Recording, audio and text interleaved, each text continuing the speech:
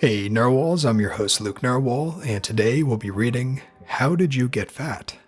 By the way, I hope you guys like the new intro. Stick around until the end of this video to see our featured Narwhals of the day. We're going to be featuring some Narwhals, and if you enjoy, be sure to like, subscribe, and ring the bell for more weight loss videos that help you stay on track. Parents didn't teach me how to eat properly when I was a kid. Then I was stupid enough to not learn as an adult, getting the hang of it now. Clean your plate. You can't leave the table until you clean your plate. Not cleaning your plate is rude to the cook. Damn it, Mom. Family obesity. Not genetic. We just all ate tons of food together. Comfort eating, chocolate, unhealthy relationship with food from parents, mental health problems. Typically ate healthy stuff like veggies and not too much fat, but ate 2 times too much. Not even so much takeaway food, just too much food. I used to be a competitive swimmer, stopped competing to focus on my studies, and just started gaining weight. I didn't drop my eating habits from my racing days, so I was probably consuming at least 1,000 or more calories more than what I needed. Luckily, I stopped doing that, and am now back to normal. Gotta keep watch. I like food. Some people love music, they listen to it all the time, go to concerts, put up posters of bands. Me, I could happily live in a world with no music at all. I always use this analogy to explain to my non-fat music-loving friends how I feel about food. They have as hard of a time understanding how I don't care about music as I have understanding how they sometimes might forget to have a meal. Food is friggin' delicious. I want to go to restaurants and try new food. I think about it all the time. There's no depression or anxiety to feel. I just love it. I really wish I didn't. Grew up extremely poor with a trained habit of clean your plate at every meal. When I was young, it wasn't an issue. There wasn't a lot on the plate.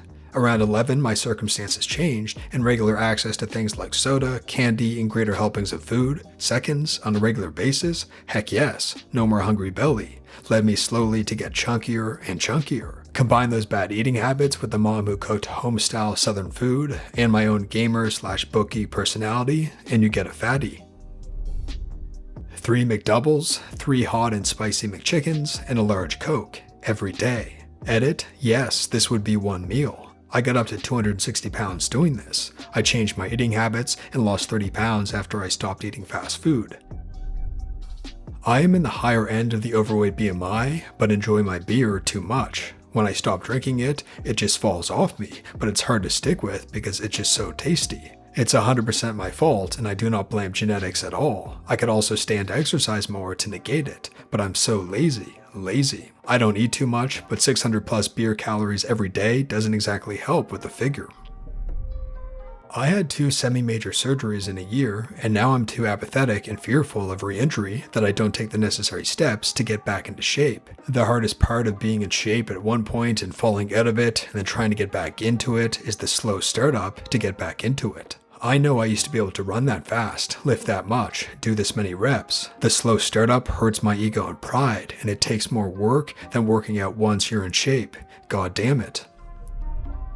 My marriage fell apart. I lost my son, lost my house, my 780 credit score dropped to a 530 as a result of the divorce, and the 7-Eleven on the corner had a 2 for the price of 1 deal on some amazing hot dogs drenched in chili and nacho cheese that made me feel better when nothing else would.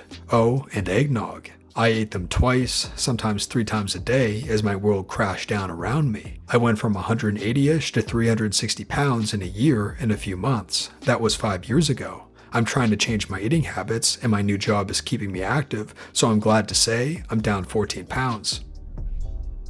I was always big my whole life. I've got a wide frame, and in general I'm always going to be a big dude, but I was raised Italian and German, and there was always a ton of horrifyingly unhealthy yet delicious food around.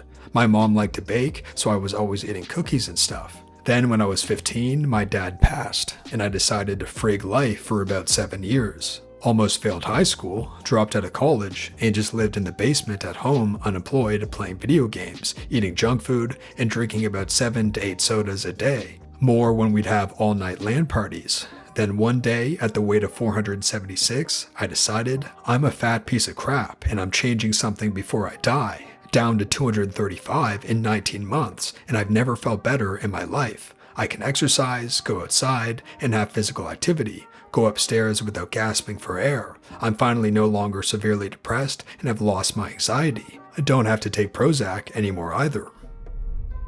Sweet, sweet Taco Bell. Back in high school, I could eat whatever I wanted because the basketball conditioning evened it all out to the point where I was a twig. But after I graduated, I kept eating the same amount of food with absolutely no physical activity. I graduated high school in '08 at 160 pounds. Now I'm 230 pounds. I hate it, but I have zero motivation. I went on a 0.75-mile run 3 days ago and couldn't breathe correctly for 2 hours afterwards. It's just discouraging as heck. To hide. I began working with men with high criminality, severe mental health disorders, and homelessness in a drug rehab facility. All men. I was a cute 22-year-old girl fresh out of grad school and quickly had to draw a lot of boundaries to make me feel safe. I found that when I gained weight, I was mexualized a lot less. I became fat, less of a mexual object so that they could see me as a therapist, not a pursuit. Now I'm having such a hard time changing this. It kept me safe, but made me beyond miserable. I did something similar. I was bullied a lot by kids at school, and my older brother would join in. I hid from the world and began to gain weight. I felt protected and safe because as I got older, I was ignored more and more, but I also rarely got positive attention. To this day, I'm suspicious if someone hits on me. I try to hide it. It's a knee-jerk reaction. I've lost 40 pounds since my heaviest at 310. My skin definitely shows the damage. If I manage to lose it all, I'll look like a deflated walrus. I'll never be attractive, and a small part of me is okay with that, even though I'm more likely to be alone because of it.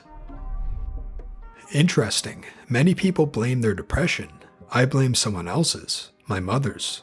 Depression meant she was never well enough to make dinner, so Wendy's chicken nuggets and a junior bacon cheeseburger it was, for most of my childhood.